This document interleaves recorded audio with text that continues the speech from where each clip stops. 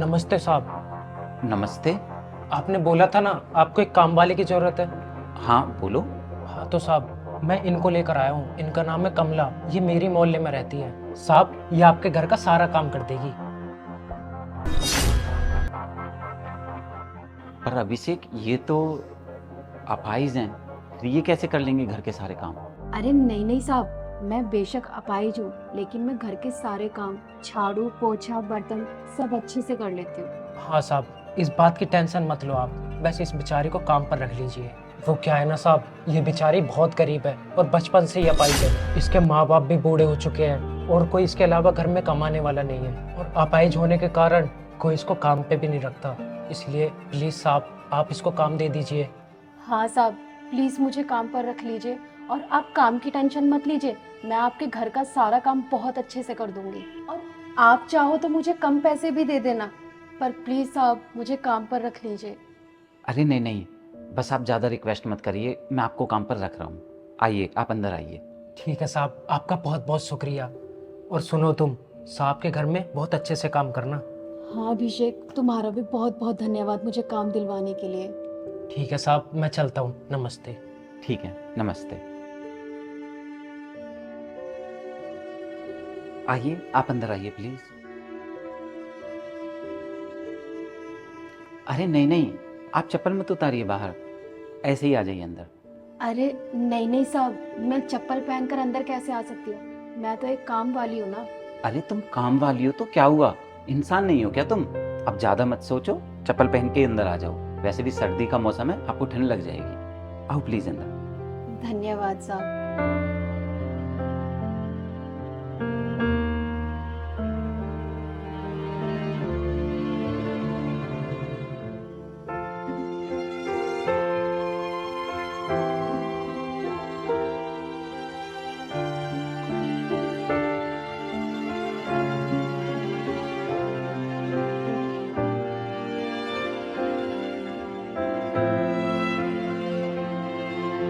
अरे तुम खड़ी क्यों हो, बैठो ना।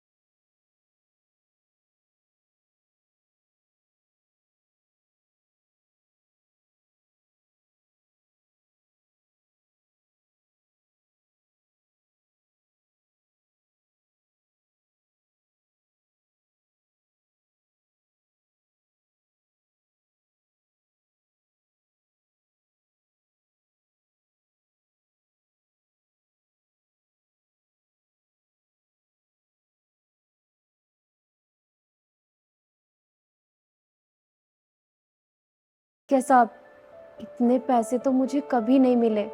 वैसे साहब, आपके घर में कितने मेंबर हैं? मेरे घर में मैं, मम्मी, पापा, हम 3 लोग रहते हैं। अभी मेरी शादी हुई नहीं है और मम्मी पापा अक्सर गांव जाते रहते हैं, तो अभी मैं सिर्फ अकेला हूँ घर। तो खाने का तो ज़्यादा काम होता नहीं है, बस यही है झाड़ू पोंछा बर्तन का। तो तुम कर तो लोगी ना आराम से? हाँ हाँ साहब, आप फिक्र मत कीजिए, मैं आपके घर के सारे काम बहुत अच्छे से कर दूंगी। अच्छा सुनो, वो मैं चाय बनाने के लिए जा रहा था अपने लिए, तभी तुम लोग आ गए, तो अब बना लेता हूँ। तुम भी चाय पियोगी ना? चाय? अरे चाय आप क्यों बनाएंगे? मुझे बता दीजिए ना, मैं बना दूंगी चाय। अरे नहीं नहीं, तुम बैठो प्लीज़, मैं बना कर लाता हूँ।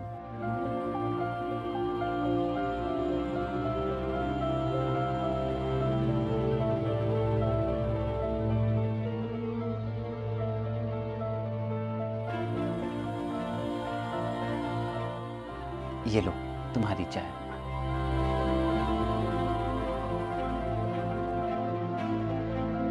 अरे तुम पी क्यों नहीं रही हो, पियो ना चाय। साहब, ये तो आपके घर के कप हैं, मैं इन कपों में चाय कैसे पी सकती हूँ? क्यों नहीं पी सकती? तुम इंसान नहीं हो क्या? देखो मैं किसी के भी साथ ऐसे भेदभाव नहीं करता। तुम प्लीज़ इसी कप में चाय पियो।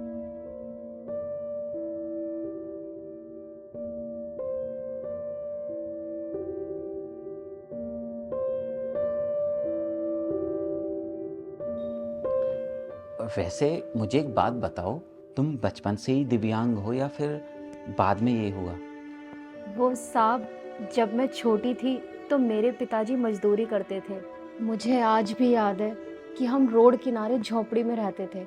एक दिन एक गाड़ी वाला शराब के नशे में धुत था और उसने हमारी झोपड़ी पर अपनी गाड़ी चढ़ा दी और उसी हादसे में मैंने अपना ये पैर गंवा दिया और तभी से मैं ऐसा जीवन जी रही हूँ साहब। मेरे माँ बाप पढ़े लिखे नहीं थे, पापा मजदूरी करते थे और माँ घर घर जाकर झाड़ू पोछा का काम करती थी। धीरे धीरे मैं भी घर घर जाकर काम करना सीख गई। बचपन में पढ़ने लिखने का शौक था पर मैं पढ़ नहीं पाई साहब। अच्छा, यानी कि बहुत कम उम्र से ही तुम्हारे ऊपर जिम्मेदारियां आ गई थी और तुम बखूबी अपनी जिम्मेदारी निभा भी रही हो। मुझे बहुत अच्छा लगा जानकर। वैसे मुझे जानकर बहुत दुख हो रहा है, बहुत गलत हुआ सच में तुम्हारे साथ। वैसे साहब एक बात कहनी थी। हाँ बोलो। साहब आप बहुत अच्छे इंसान हो, कोई भी हम गरीबों को इतनी इज्जत नहीं देता। मैं चप्पल उतार रही थी, आपने मुझे चप्पल नहीं उतारने दी। फिर मैं ज़मीन पर बैठने लगी तो आपने मुझे ज़मीन पर भी नहीं बैठने दिया, बल्कि मुझे अपने सोफे पर बिठाया। और तो और आपने मुझे अपने घर के कप में चाय दी। साहब ऐसा कोई नहीं करता, हमें इतनी इज्जत कोई नहीं देता साहब। सब हमसे अछूतों वाला भेदभाव करते हैं और मुझे भी यही लगता था साहब, शायद मैं इज्जत के लायक ही नहीं हूँ। पर साहब आज आपने मुझे जो इज्जत दी है ना, उससे मुझे महसूस हो रहा है कि मैं भी कुछ हूँ।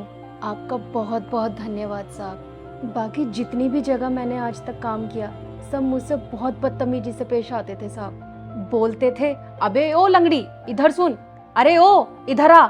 इतना बुरा लगता था ना साहब, मेरा तो काम करने का मन ही नहीं करता था। पर मेरे माँ बाप बूढ़े हैं साहब और घर में कोई दूसरा कमाने वाला भी नहीं है, तो साहब इसीलिए मुझे मजबूरन काम करना पड़ता था। पर साहब आप सच में बहुत अच्छे हो, काश सभी लोग आपके जैसे हो जाए साहब, तो हमें भी काम करने में अच्छा लगेगा, हमें भी इज्जत की ज़िंदगी जीने को मिलेगी। देखो, मैं बाकी लोगों के बारे में तो नहीं जानता कि लोग कैसे बिहेव करते हैं, पर हाँ हमारे यहाँ पर पहले भी जो काम करने आती थी हम उसको भी पूरा सम्मान देते थे। हम कभी उसके साथ भेदभाव नहीं करते थे।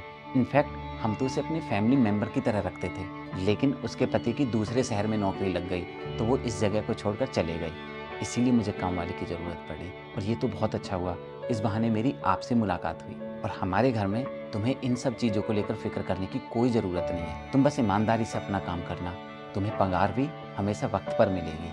और हाँ, अगर तुम्हें पहले चाहिए या किसी भी प्रकार की मदद चाहिए तो तुम बेझिझक मुझसे बोलना, मैं तुम्हारी हर संभव मदद करूँगा। क्योंकि तुम हमारे घर में काम कर रही हो, हमारे लिए काम कर रही हो, तो तुम भी हमारे फैमिली मेम्बर की तरह हुई। तो अब से तुम्हें फिक्र करने की कोई ज़रूरत नहीं है, तुम बस अपना काम अच्छे से करना, ठीक है? ठीक है साहब। अरे बातों बातों में मैं तो भूल ही गया, तुम्हारी चाय भी ठंडी हो गई, पी लो।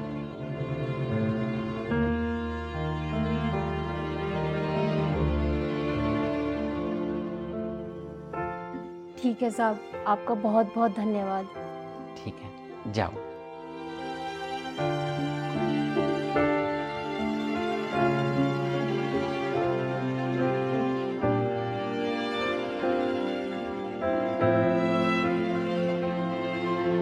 तो दोस्तों, आपने हमारी पूरी वीडियो को यहाँ तक देख लिया है, इसके लिए आपका बहुत बहुत धन्यवाद। अब आप बताइए, क्या हमें कभी भी किसी इंसान को उसके कपड़ों से, उसके काम से या उसके अपाहिज होने से या उसके रंग से जज करना चाहिए?